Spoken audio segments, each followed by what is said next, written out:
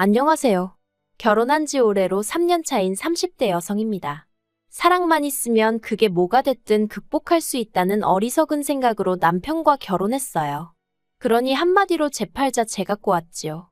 그런데도 불구하고 여기 와서 이렇게 하소연을 하는 건 이마저도 하지 않으면 제가 정말 제명에 못 살 것 같아서요. 남편이 폭력적이고 무책임한 모습을 보일 때마다 그래도 내 남편이니까 내가 이해해줘야지, 내가 보듬어줘야지 정말 돛 닦는 마음으로 참았거든요. 그런데 이제 더는 안 되겠어요. 36살이란 제 나이가 이미 늦었다고. 모든 걸 단념하고 살기엔 너무 아깝다는 생각도 들고요. 남편하고는 사회생활을 하다 알게 된 사이예요. 당시 저는 의류회사를 다니고 있었고 남편은 거래처 직원이었죠. 처음엔 회사 일로 연락을 주고받았는데 그 횟수가 빈번해지다가 몇 번 만나면서 사적인 얘기도 조금씩 나누게 되고 그게 계기가 되어서 알게 된 지 2년 만에 정식으로 연애를 시작했네요. 비록 사내 커플은 아니었지만 그래도 뒤에서 이런저런 말 나오는 게 싫어서 사람들한테는 알리지 않고 있다가 본격적으로 결혼 준비를 시작하면서 그동안 남편과 연애 중이었단 소식을 전했어요.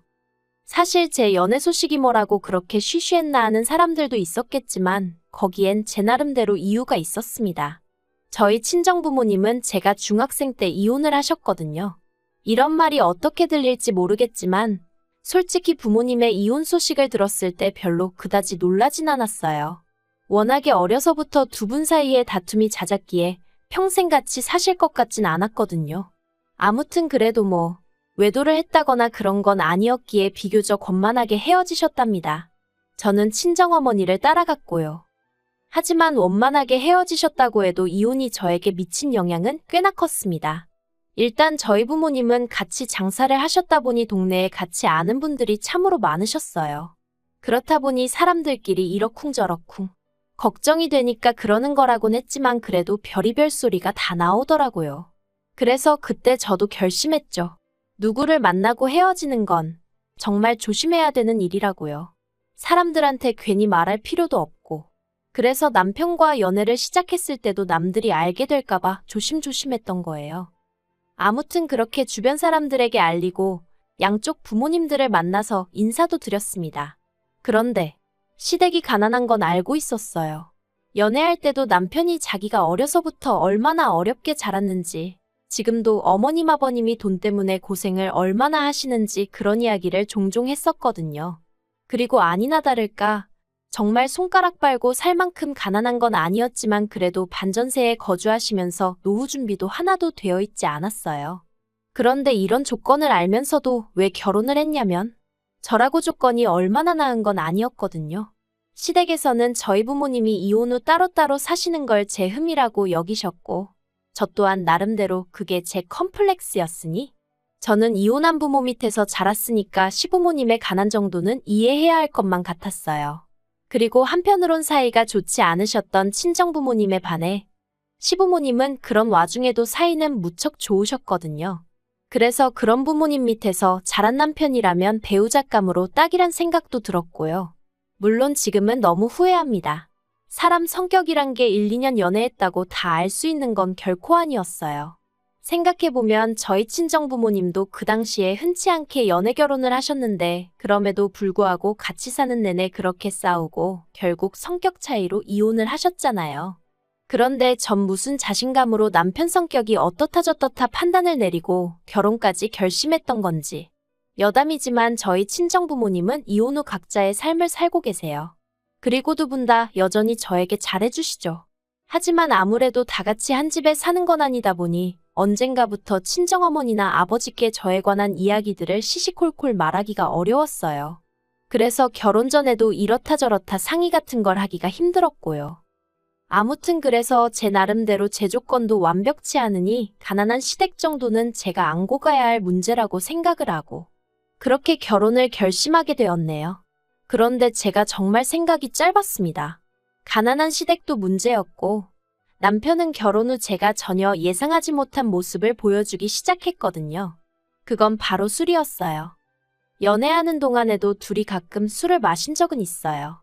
하지만 대부분은 저녁 식사를 하면서 가볍게 맥주 한두 캔을 마시는 정도였고 술이 약했던 저에 반해 남편은 그렇지 않다 보니 저는 남편에게 주사가 있다고는 꿈에도 상상하지 못했습니다. 언젠가 한번 고등학교 친구들을 만난다고 나갔다가 필름이 끊겨서 들어온 적이 있긴 했었는데 그냥 어느 다른 남자들처럼 어쩌다 정말 진탕 마시고 그렇게 되었나 보다고만 생각했었고요. 그런데 결혼하고 나니까 술만 먹고 나면 저에게 시비를 겁니다. 현관에 들어설 때부터 소리를 지르면서 들어오고 밤새도록 저한테 야 해대는데 그게 너무 듣기 싫고 공포스럽기까지 했어요. 대답을 해주면 얘기가 어디로 튈지 모르니까 눈 딱 감고 자는 척도 해봤는데 그러면 또 대답을 안 한다고 자기를 무시하는 거냐며 별의별 욕을 다 해댔죠. 그리고는 집안에 작은 기물들을 던지기도 했고요. 하지만 작은 기물이라고 해도 거실 바닥이고 안방 바닥에 널브러진 휴지곽이며 리모컨이며 깨진 화분 같은 걸 보고 있으면 그저 눈물만 주룩주룩 흐르더라니까요. 그런데 정작 당사자는 자기는 정말 아무 기억도 없다면서 평소처럼 여보 하고 나와서는 사과도 한 번 한 적이 없습니다. 기억이 안 나는데 자기가 한 건지 정말 모르겠는데 어떻게 사과를 하냐면서 자기가 지금 사과를 하면 그건 진심 없는 가짜 사과라고 그거라도 받고 싶은 거면 하겠다 하면서 빈정거리기나 할 뿐이었죠. 그래도 바보 같은 저는 참고 살려고 했어요. 막말로 저를 때리는 것도 아니고 집안을 때려부시는 것도 아닌데 어떻게든 술을 덜 마시게 하면 상황이 나아지겠지라고 지금 생각해보면 말도 안 되는 소리지만 나름대로 그게 해결책이 돼줄 거라고 생각했어요. 그래서 남편이 술약속이 잡히고 그럴 때면 어떻게든 빨리 들어오게 하려고 갖은 술을 다 쓰기도 했는데 결론은 별로 소용은 없더라고요. 나중엔 아예 제 전화를 받지를 않았으니까요. 하지만 그래도 어떻게든 품고 살려고 했어요. 친정부모님도 이혼을 하셨는데 저까지 이혼을 한다고 하면 그래도 친정부모님 두 분 다 얼마나 속상해 하실까 하는 걱정도 되었고 말하기 좋아하는 사람들이 얼마나 신이 나서 떠들까 싶은 게 그런 건 이제 겪기 싫었죠. 그래서 어떻게든 제가 내린 결정을 책임지려고 했어요. 그런데 이젠 못하겠습니다. 주사 문제도 힘들어 죽겠는데 돈 문제까지 얽혀버렸거든요. 결혼 당시 시댁으로부터 받은 도움은 전혀 없어요. 반면에 친정에선 그래도 친정어머니가 3천, 친정아버지가 1,000만 원 해주셨죠. 그런데 이를 알고 시부모님께서 기껏 하신 말씀이 남편이 저보다 연봉이 높지 않냐 이거였는데 그래요. 연봉 자체만 놓고 말하자면 어머님 아버님 말씀대로 남편이 저보다 잘 벌었어요. 하지만 그러면 뭘 하나요? 주식이니 술이니 이래저래 저한테 주기도 전에 까먹는 돈이 얼마나 많았는데 그래도 저 별말 안 했습니다. 결혼 전에 약속한 생활비가 있었는데 그래도 그건 꼬박꼬박 가져다 주니까 그 외에는 남편이 어떻게 쓰던지 말던지 저도 신경 쓰기 싫고 머리 아프기 싫어서 말 안 했어요. 그리고 말이 나왔으니 말이지만 해주신 거 없다고 부모가 아닌 건 아닌데 그래도 가까이 산다는 이유로 그리고 이제 자식이 결혼까지 했으니 당신들도 남들처럼 효도 좀 받아봐야겠다는 말씀을 하시며 시도 때도 없이 저희를 불러대셨거든요. 점심 먹자, 저녁 먹자, 어디 맛집 가자, 영화 보러 가자. 그리고 그럴 때마다 돈은 의례껏 저희 부부가 냈고요. 그런데 어느 날 문득 제가 계산을 해보니까 그런 식으로 시부모님을 한 달에 적게는 5번 많게는 10번도 보더라고요. 그러니 그 돈이 얼마였겠어요. 그런데 친정부모님은 2년 동안 6번 뵈었습니다. 친정부모님이 멀리 사시고 따로 사신다고 해도 차이가 너무 심하잖아요. 그러니까 정신이 탁 드는 게 그러다 올해 초 어떤 계기로 제가 새로운 도전을 꿈꾸게 되었어요. 그런데 원래 도전이라는 게 돈이 없으면 어렵잖아요. 그리고 저는 절대 은연중에라도 뭘 바라거나 그런 뜻은 없었는데 별 생각 없이 친정어머니랑 통화 중에 얘기를 한 거죠. 배워보고 싶은 게 있는데 돈이 제법 들 것 같다. 지나가는 말처럼요. 그랬더니 친정어머니가 그러면 엄마가 좀 보태줄게 하시길래 제가 괜찮다고 안 도와주셔도 된다고 아주 손사래를 쳤거든요. 그런데 이튿날 친정어머니가 제 계좌로 2천만 원이랑 큰돈을 보내셨습니다. 이 돈이 어디서 났냐 하니까 어디서 나긴 엄마가 벌었지 하시는데 문득 이혼 후 혼자 고생하시던 친정어머니 모습이 생각나서 감정이 북받치더라고요. 그래서 이 돈은 절대 못 받는다 못 쓴다 했는데 괜찮다고 그냥 받으라며 꼭 뭘 배우는데 쓰지 않더라도 비상금으로 가지고 있으라셨어요. 아무리 가정주부라고 하더라도 얼마 정도는 주머니에 가지고 있어야 하는 법이라면서요. 그래서 제가 이거 안 줘도 나 돈 있어 하는데도 원래 엄마 마음이란 게 그렇지가 않다면서.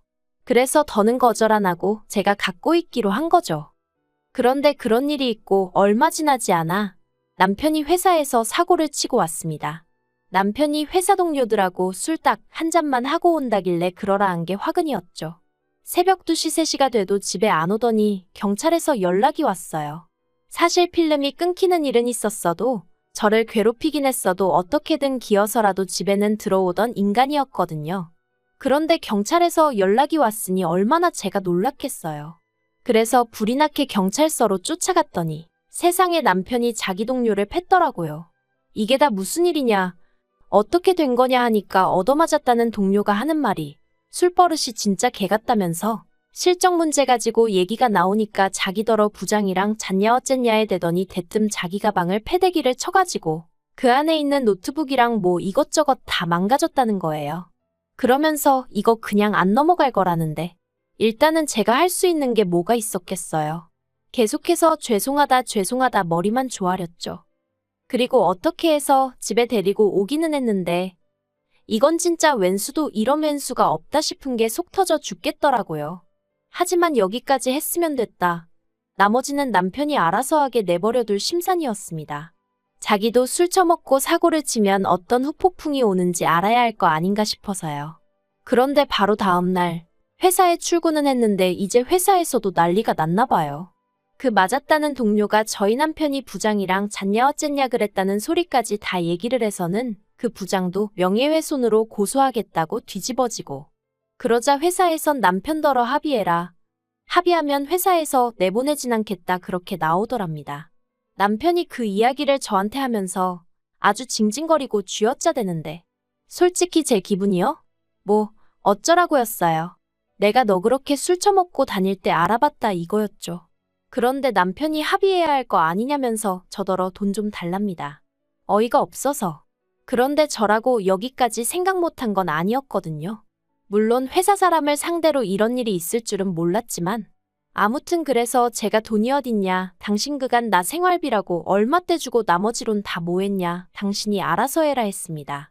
그랬더니 대번에 하는 말이 장모님이 돈 주신 거 있지 않냐는 거예요. 그건 어떻게 알았냐니까 그냥 어쩌다 제 통장 내역을 봤다면서 얼버무리는데 어이가 없어서. 그래서 그건 나 필요한데 쓰시라고 주신 거지. 당신 사고 친 거 수습하라고 주신 돈 아니라고 그러니 꿈도 꾸지 말라고 했어요. 그리고는 제가 시부모님께 바로 전화를 걸어 지금 남편이 술 먹고 사고를 쳐서 한 1,000만 원 정도 필요하다고 하는데 어떻게 좀 도와주실 수 있냐 물었습니다. 그랬더니 수화기 너머로 깊은 한숨이 전해져 오더니 알겠다고 하시더라고요. 아무튼 그래서 그렇게 시부모님한테 1,000만 원 받아서 우여곡절 끝에 남편이 합의는 했는데 그 과정에서 내내 남편이 한다는 말이 자기 부모님은 돈이 없는데 이 돈이 어디서 난 건지 모르겠다. 형편도 어려운 분들이 자기 때문에 이 돈을 마련하시느라 고생하셨을 걸 생각하니 눈물이 난다. 말만 들으면 효자도 세상에 그런 효자가 없구나 싶을 정도였죠. 어이가 없었어요. 친정어머니가 주신 돈은 별거 아니라는 듯 빌려 쓰려고 들더니 아주 시부모님 돈은 벌벌 떠는 게. 그런데 제가 정말 이 인간 안 되겠구나. 이혼해야겠구나 생각하게 된 결정적인 이유는 따로 있었습니다. 알고 보니까 시부모님이 소위 사채를 쓰신 거였어요. 너무 황당해서 제가 시부모님께 도대체 무슨 생각으로 사채를 쓰셨냐니까 아들이 죽겠다는데 생각은 무슨 생각을 했겠냐며. 그런데 당신들은 사채이자가 그렇게 비싼 줄 몰랐다고. 어떡하면 좋으냐고 앓는 소리 죽는 소리를 해오셨거든요. 그러자 남편이 이게 다 저 때문이지 않냐면서 가지고 있는 돈으로 빌려주면 좋았을걸 그거 몇 푼이나 된다고 유세를 부려서 자기 부모님 사채까지 쓰게 만드느냐고 저한테 쌍욕을 퍼붓더라니까요. 어이가 없었죠.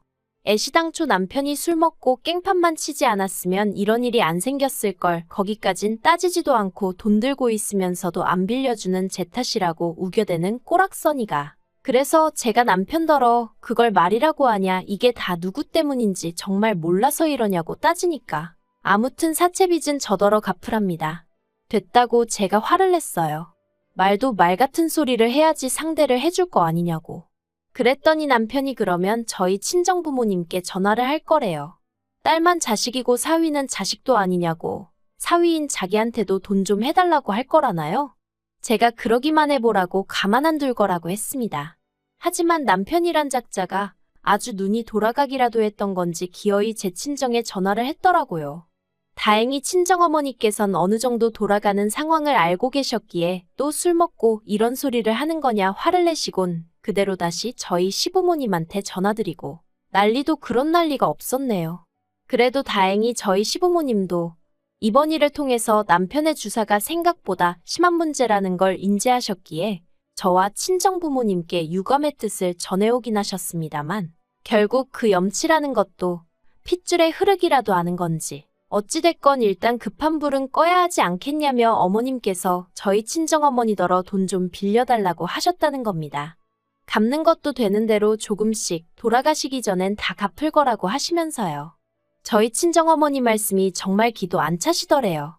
사돈만 아니었으면 정말 뭐라고 한마디 하고 싶으셨답니다. 아무튼 이런 난리통을 단 며칠 만에 겪었으니 제가 남편한테 정이 얼마나 떨어졌겠어요. 그래서 남편한테 이 꼴쩍 꼴다 보기 싫고 친정어머니께도 죄송하고 이번에 그냥 어떻게 넘어간다고 해도 또 이런 일이 없으란 법이 있냐? 안 될 것 같다 헤어지자 했습니다. 솔직히 이제 와서 말이지만 남편과 살면서 여러 가지로 실망을 했기에 이후로 제가 임신하는 게 걱정스러워 잠자리에 좀 소극적이었어요. 그 일로 남편과도 여러 번 아닌 게 아니라 다투기도 했었고요.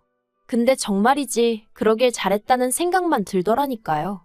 남편도 제가 이렇게 피도 눈물도 없는 인간인지 몰랐다며 그래야자 이혼하고 나오는데 기도 안 차서 자기 사고 친 거 메꾸느라 진빚을 안 갚아준다고 피도 눈물도 없다니 정말 황당하죠. 친정어머니께선 아니다 싶을 땐 결단을 내려야 한다며 저더러 이혼하라고 하셨어요.